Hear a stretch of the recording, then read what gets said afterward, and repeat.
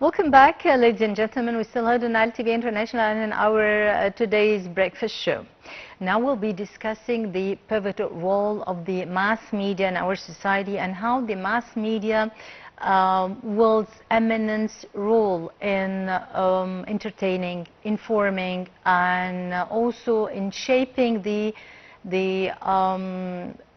opinion or the public perceptions on political, economic, and also all the environmental issues. How does this happen? This what we're going to explore right away, and also within the digital period or digital era, and also within the with the social media. To shed more light on this, we are delighted to be joined over the phone by Mrs. Nagwa, Shinawy, Presidential Program Member. Hello, Mrs. Nagwa. A very good morning to you. A very good morning to you. Yeah, well, the mass media is playing really a pivotal role in shaping the public opinion and changing the culture, in particular in using the framing within the different stories and images, setting agendas, also influencing on the decision making. How you weigh this, first of all, in general? Excuse me, will you please repeat? You didn't hear me? Yeah. All right. We're talking about the pivotal role of the mass media in shaping the public opinion and the public perceptions on many issues, the political, economic, and also in developing the character of the youth nowadays. So how you weigh or you estimate the pivotal role of the mass media in doing this? The media influences values and behaviors in society. It shapes the social norms by promoting positive or negative values like tolerance and responsibility, or some media would showcase violence against women. So really, it's the easiest way for people to consume media and to get to know what's going on. So ethical media can reinforce good behavior, while irresponsible content may normalize negative acts. For instance, campaigns on health and safety like FGM, or awareness about girls, or there was a TV series called Lam Shamsiya, and it had a few interesting messages of awareness, especially to parents. Yeah. Media can also help strengthen national identity and a sense of belonging by sharing stories of national achievements, of historical moments, whether it's TV series, movies, or a simple biography. Media broadcasts national celebration. I remember when I was a child, the 6th of October celebrations were huge. We would sit and we would watch it together as a family, and the grandparents would discuss and tell us stories of what happened, what brings people together. It fosters a sense of pride and unity among its citizens. Yeah. Well, the impacts of media on setting particular values and the developing also the capabilities and the development of the new generation, your point of view? Well, through setting special agendas, special programs to support the state, I mean, in developing the character and the capabilities of the young generation.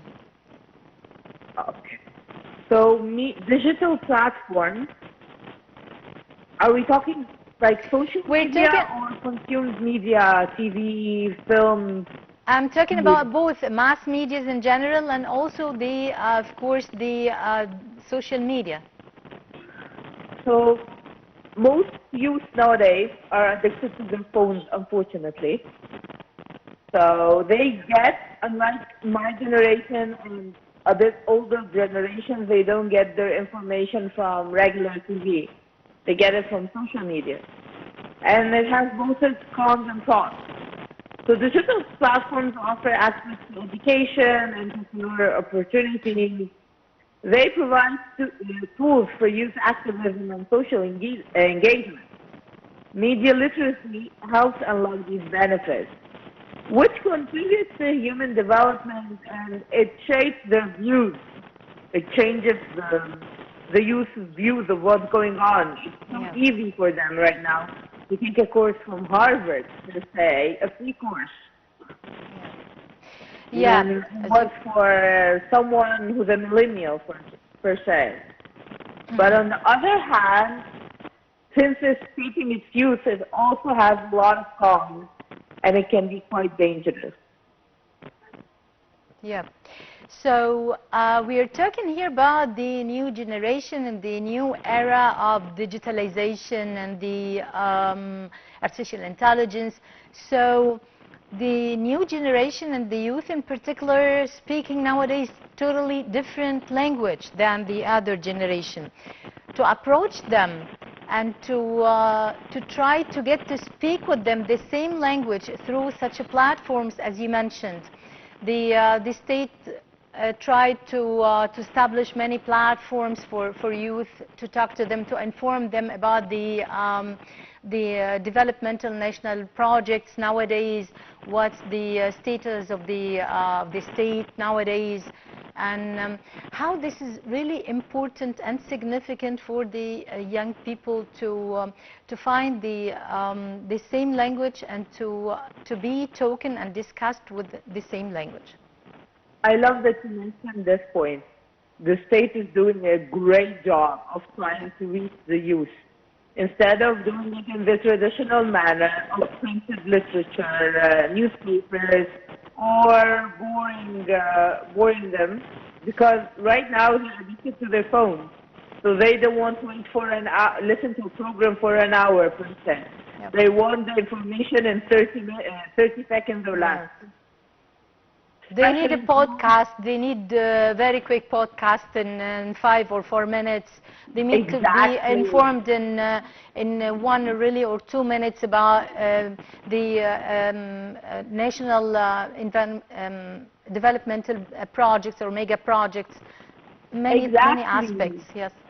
And the government has been partnering up with good influencers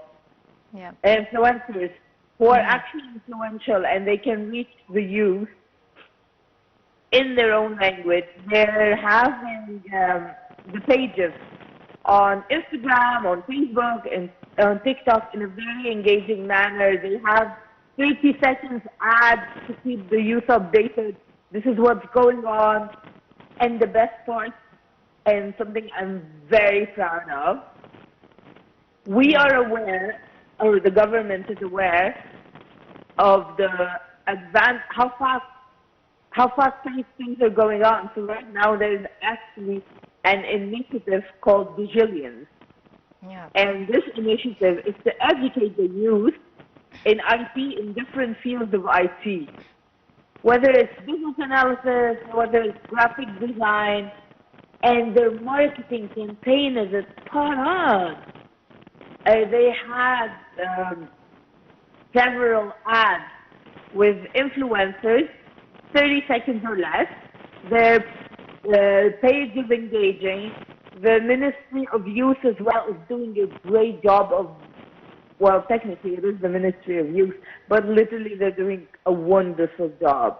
It's partnerships of engaging with the youth, of engaging with, it's a very tender age, the teenage period, and they're engaging with them, and they're not young adults, let's say, are getting more involved in different programs, whether it's schools and universities. Frankly, I'm very proud of the way they're heading. Yeah, we are also proud of it, about this. So, and continuing discussing this point, I'd like to ask you here about the dominance of the social media on decision makers. For example, on a certain issue or a certain important file, let's say the pricing, the the high prices of the goods, for example, in a certain time, the inflation, the unemployment rates, such things, and the social media and how it really affects the decision makers nowadays, not only in Egypt but worldwide. Worldwide, it's unfortunately very tough nowadays. It's so easy to spread misinformation online. One day someone can wake up and say, oh, especially if they're an influencer with millions of followers, and again, it's so easy nowadays to have millions of followers. You can do a prank on your friend and suddenly you have millions of followers and now people are listening to you. You could be uneducated and you don't know anything. Or you could be a terrible person and you'll have millions of followers listening to you. So it's so easy to spread misinformation. It's so easy for a company, let's say, or a country. If I'm an influencer and I wake up tomorrow and say country X, well, I went to it and it was terrible and I got robbed, blah blah blah blah. I might have not even left my house. Suddenly, this country X is having problem with its tourism sector. Spread of misinformation was so clear during COVID, for instance. Yeah. This also affects the stock market. A lot of companies nowadays are trying, and the government, of course, but the private sector is literally, they're trying to fight misinformation because it affects big stocks. If you wake up tomorrow and you see a post on Facebook or Instagram, product X, you bought it and it was ruined, the milk was ruined, you wouldn't buy it, even though I could be lying. Yeah. People need to take a pause, think, oh, is this information true or not? They need to double check. There's also the problem of online bullying. Luckily in Egypt, a lot of countries don't have that, but I'm very proud that we do have it. Yeah. We have a special department where you can go and you can make a police statement that you're being bullied online or you're harassed online, and they take fast action. It's so impressive. Yeah. Let's talk about the main pillar of the Egyptian society, the women and women empowerment. How do you find the mass media or the social media impact on empowering the women and the marginalized groups? Okay, so scientifically wise, we relate more to people we know or we think we have something in common with. So the best thing about media is it gives voices and visibility to underrepresented communities. Yeah. If you're in Cairo or you're in Alexandria, you wouldn't think about marginalized groups, let's say in Aswan or Siwa, or the women there and their struggles. But when you see a film about them or about what's going on, you start more to sympathize with them. You want to help or you want to understand them more. It also challenges stereotypes. Unfortunately, there are a lot of bad stereotypes about women. Women should, and stigmas. Women should stay at home. Women should not learn. And media helps fight that and raises awareness about women's rights. It also highlights role models inspiring social challenge. For instance, there was a girl, her name was Malala, she was Afghan. Of course, yeah. We all know Malala, Malala. Yes. Yeah. And she got shot. Everyone started sympathizing. How women should get educated? Why did that poor girl get shot? So she became a symbol of all the girls worldwide and fighting and combating the analphabet and for learning children. And yes. Exactly. Yep. People sympathize more with what they see and what they interact with. Yeah. So, yeah. So it really does help in combating hate speech, extremism.